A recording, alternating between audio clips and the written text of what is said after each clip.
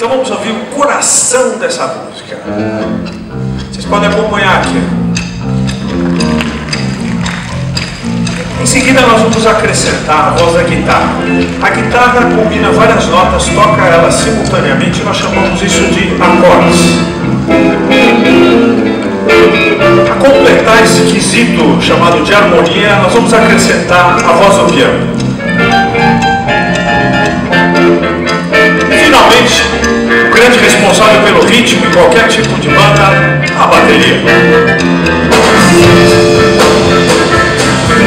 Uma blusinha temperada. E agora nós vamos acrescentar o primeiro instrumento da linha de frente, o saxofone. Ele faz um tipo de contraponto à melodia principal.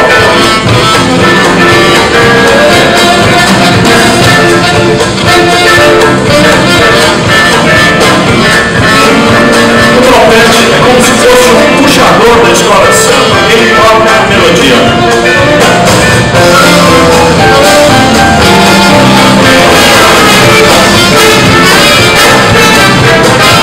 Eu vou pedir ao Maurício no piano que me auxilie para mostrar para vocês algumas dessas regras, esse método que nós vamos usar para fazer esses solos. A música naturalmente é composta de notas musicais. Maurício, por favor. Nós já sabemos que quando combinamos duas ou mais notas e tocamos elas ao mesmo tempo, isso leva o nome de acorde. Vamos ouvir alguns acordes. Toda música, gente, tem uma sequência de acordes pré-estabelecida, como se fosse um mapa que o músico tem que seguir, tem que conhecer antes de se aventurar em uma improvisação. É como se fosse um trilho de trem em forma circular e o músico vai passando, o trem vai passando por todas as estações, que seriam todos os acordes, até chegar na estação de origem. Quando vamos fazer um solo desse, nós podemos dar quantas voltas nós quisermos, só não pode sair do trilho. E eu vou pedir ao Maurício que faça para vocês uma sequência dessas, que nós chamamos de sequência harmônica, para vocês pegarem isso no ouvido.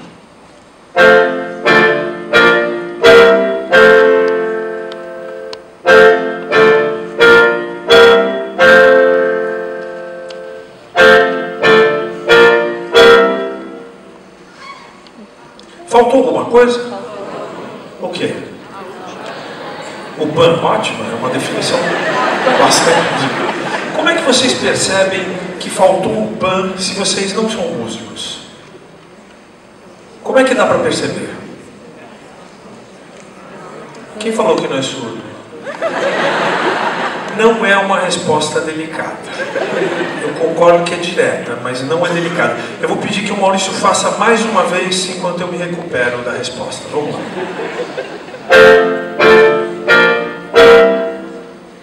E realmente falta o pan, né? Nós percebemos porque não somos surdos, claro, e porque essa progressão harmônica nos leva a esperar esse acorde. Sabe como é que chama esse acorde? Acorde de conclusão. É o acorde que vai resolver essa sequência e dar a tão esperada sensação de relaxamento. Percebam como nós ficamos em suspensão quando ele não faz. Olha só.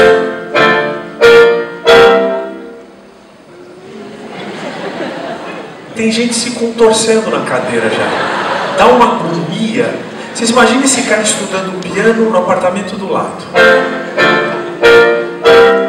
O professor ensinou só até aí. Aí ele fala assim, eu vou praticar bastante para mostrar na aula amanhã. Gente, isso dá um desespero. Vocês são capazes de levantar e até o apartamento do lado, bater na porta e falar, pelo amor de Deus, toca logo isso, Maurício. Uma salva de palmas, só para encerrar o tempo. Bom, nós vamos mostrar para vocês agora todo o potencial criativo da nossa equipe através de uma outra música, onde vamos apresentar a melodia para vocês. O jazz sempre funciona assim, a banda apresenta a melodia, cada um desempenhando a sua função, e depois os músicos criam novas melodias, reinventam o original, naturalmente respeitando essas regras. E eu quero aproveitar uma plateia tão seleta quanto essa aqui hoje, para divulgar o nosso repertório próprio. Vamos tocar uma música inédita, uma música da nossa autoria. Vamos lá, pessoal. Marcelo, posso fazer um parênteses? Pode. Pode ser? É que você deu uma explicação muito boa, pessoal, pela sua melodia, harmonia, professor, apartamento. uma série de coisas. E agora, na hora da gente apresentar para eles de uma forma prática, a gente vai tocar uma música inédita, uma música de nossa autoria, Sim. desconhecida. Sim. Eu não entendo assim, não. Eu acho que a gente devia tocar uma música bem conhecida deles, que eles iam pegar isso que você falou de uma forma mais interessante. Música conhecida. E você acha essa a melhor hora e melhor lugar para você falar isso? Talvez não seja a melhor hora, o melhor local, mas... Serginho, por favor. Nosso maestro está querendo uma música desconhecida para apresentar para o pessoal e nós achamos, né, que deve ser uma música conhecida. É um motim isso? Fica à vontade, Serginho. Bom, vocês da banda vão me desculpar, vão achar que eu posso estar querendo badalar aqui o nosso maestro Marcelo, mas eu acho que tem que ser uma música conhecida. Senta lá, Serginho, continua o seu bom trabalho na bateria. Marcelo, quer ouvir aquela opinião? Eu não queria ouvir opinião nenhuma, Maurício, mas você começou com isso, vamos ver onde vai dar. Não, vamos ouvir a opinião de quem entende, meu xará. Maurício, por favor, você. Por favor, sua opinião. Você vai ver que ele está de acordo comigo, fica à vontade, Maurício.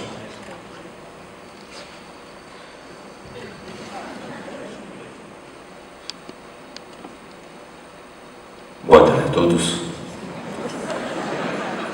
Antes de mais nada, eu queria agradecer essa oportunidade.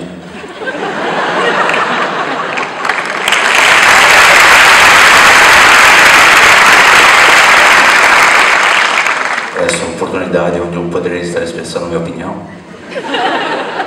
Bom, eu me sinto na obrigação de contar uma coisa para vocês antes. Que é a primeira vez que a banda me deixa falar. Bom, mas a grande verdade que eu tenho para dizer para vocês é que eu não tenho opinião formada sobre esse assunto ainda. Uma salva de palmas acrescentou bastante a nossa discussão. Eu, como líder da banda, eu procuro sempre aproveitar qualquer oportunidade aqui no palco para mostrar algo interessante para vocês. Eu acho que a primeira coisa que nós podemos ver aqui é que essas discussões têm que acontecer nos ensaios. Jamais no palco, em frente à plateia. Outra coisa, um líder tem que ser uma figura flexível, está sempre aberto a ouvir a opinião dos seus colaboradores. Eu me considero um líder muito aberto, estou sempre pronto, gostei de saber da opinião dos meus colegas, e a opinião está registrada e nós vamos tocar a música que eu escolhi.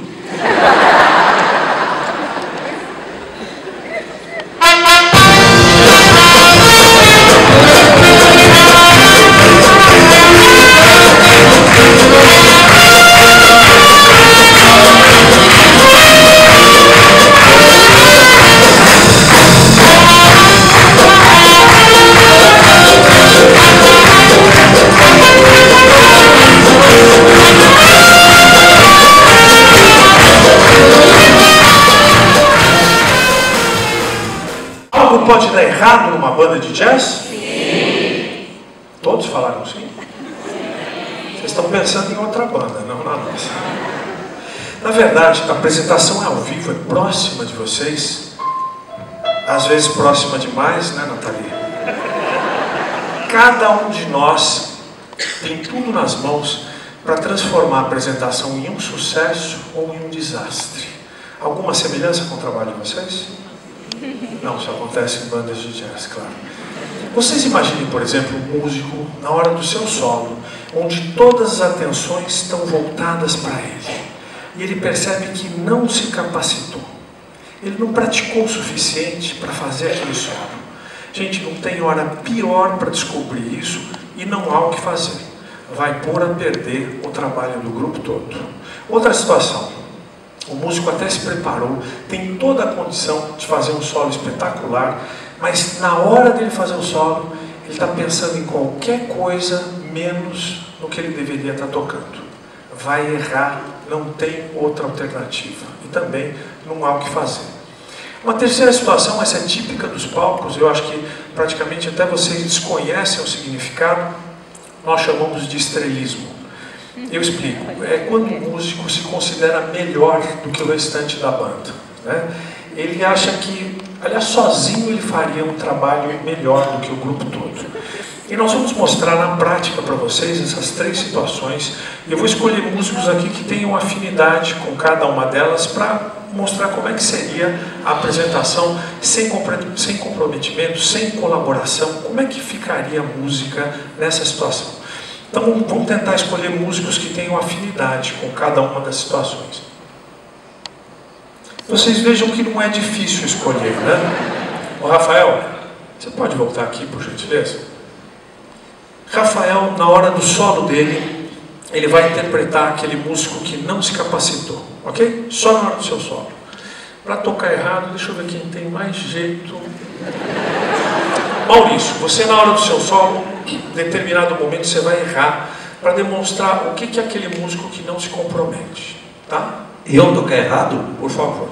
Como é que você quer que eu toque? Toca normal. Vai acontecer. Músico estrela.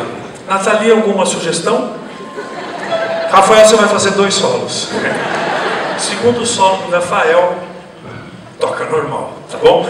Bom, nós vamos fazer isso para vocês com uma música muito bonita, já foi tema de novela, chama-se Blue Moon. Vamos lá.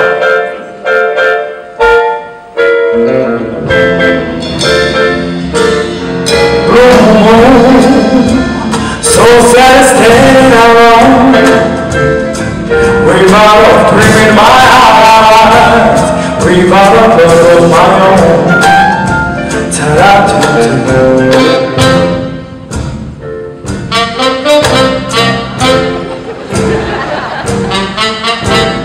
Vocês percebem que não tem nenhuma nota errada. Está certinho o que ele está fazendo, mas é elementar demais para uma banda profissional.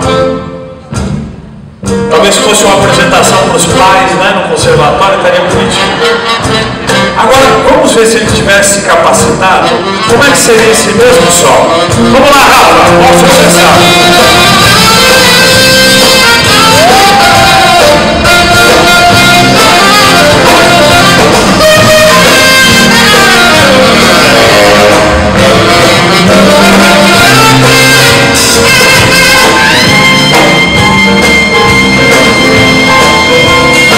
Sensível diferença, Rafael!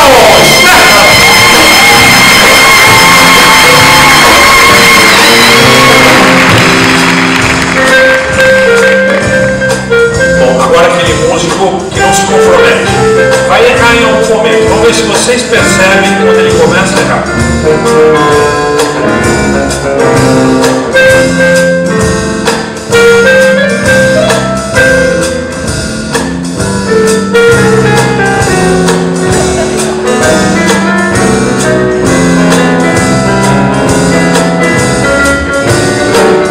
Conseguiram perceber? Querem ouvir um pouco mais disso? Chega, Maurício, pelo amor de Deus!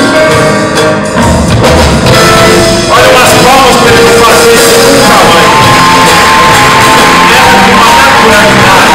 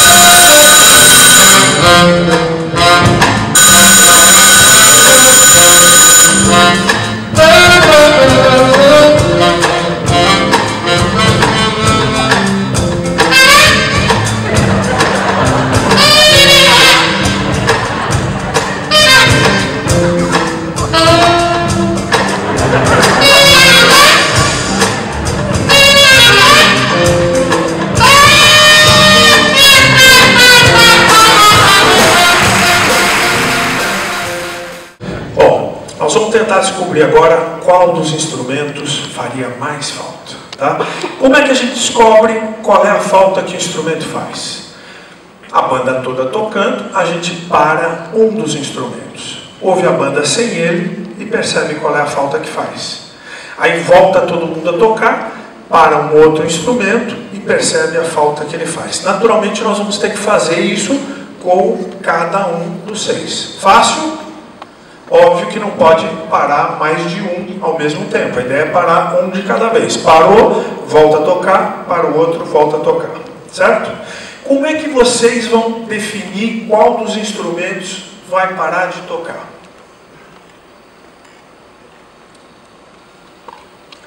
Tirando o chapéu do músico que vocês querem que pare. Vamos estar todos de chapéu. Aliás, o meu está aqui. Tirou o chapéu de um de nós, esse músico parou de tocar. Você aguenta a mão aí, você vai entrar na próxima etapa.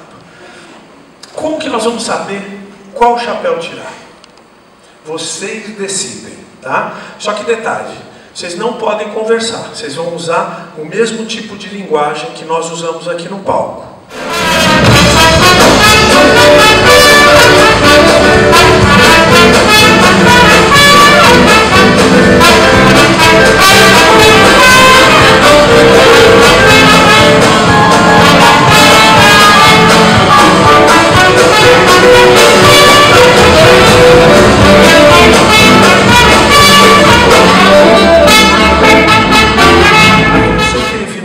Conjuntos de 2 instrumentos, um sax e um contrabaixo. Você já teve conjunto de sax e trompete, já teve conjunto de um teclado só e assim por diante. Vocês fazem ideia de quantas combinações nós podemos fazer com 6 instrumentos aqui? Um monte, são mais de 20 combinações diferentes. E nós vamos agora, com a ajuda dos nossos voluntários, mostrar essas combinações. E mais uma vez vocês vão ter que se virar para mostrar qual combinação vocês escolheram. A nossa maestrina aqui tem painéis como esse aqui, com números, tá? Cada painel que ela levantar são quantos músicos vão parar de tocar. Ou seja, quantos chapéus vocês vão levantar. Naturalmente, quantas vezes ela levantar o 2, nós temos que bolar combinações diferentes. Fácil? Moleza. Você levantou o painel, por gentileza. Levantou o painel, mostra para a plateia e mostra para o pessoal aqui. Enquanto ela tiver com o painel levantado, mantém a escolha que vocês fizeram. Ok? Baixou o painel, põe o chapéu de volta. Aí ela vai, escolhe um outro painel. Fácil? Um detalhe aqui bem interessante, que é o seguinte. Você poderia, por gentileza, colocar o óculos? Pronto, agora está perfeito. Essa placa aqui, escrita Break, é uma participação de vocês fundamental. A hora que ela levantar essa placa, todos vão estar de chapéu, todo mundo tocando. Em determinado momento, você levanta a placa Break. A hora que ela levantar essa placa, a bateria vai fazer uma chamada. Mostra a chamada, Serginho. E vocês vão gritar Hey, ok? Vamos fazer um ensaiozinho rápido. A bateria fez a chamada. Hey! Ótimo, não precisa nem fazer de novo. E qual música nós vamos fazer para mostrar isso? Stygian Blues. Então vamos lá. Gente, mesmo esquema, vocês se viram aí para mostrar, para escolher qual vai ser o instrumento.